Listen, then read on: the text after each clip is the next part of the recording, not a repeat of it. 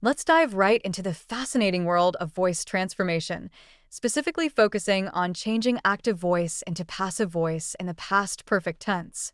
This is a crucial skill in English that can enhance your writing and speaking by adding variety and depth. First, let's clarify what we mean by active and passive voice. In an active voice sentence, the subject performs the action of the verb. For example, the chef had prepared the meal. Here, the chef is the subject, had prepared is the verb, and the meal is the object. The focus is on who did the action. Now, when we switch to passive voice, the object of the active sentence becomes the subject of the passive sentence. So, transforming our example, we would say, the meal had been prepared by the chef.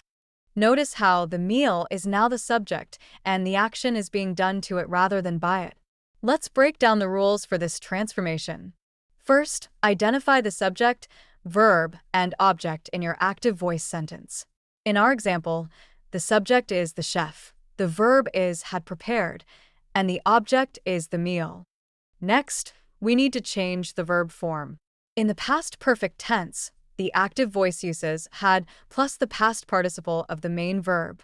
In passive voice, we still use had, but we also add been before the past participle of the main verb.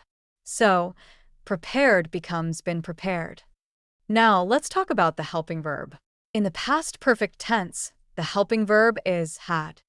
This remains consistent in both active and passive constructions. The key difference is that in passive voice, we introduce been to indicate that the action was completed in the past. So, to summarize the transformation process. 1. Identify the subject, verb, and object in the active voice. 2. Move the object to the front to become the new subject. 3. Use had been followed by the past participle of the main verb.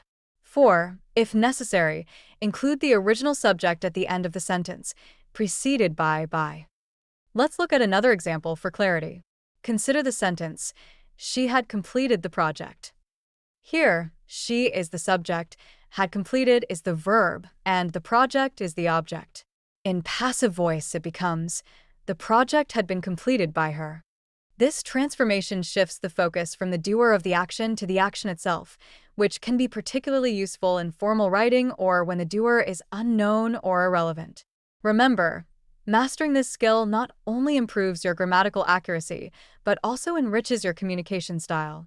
So, practice with different sentences, and soon, switching between active and passive voice will become second nature.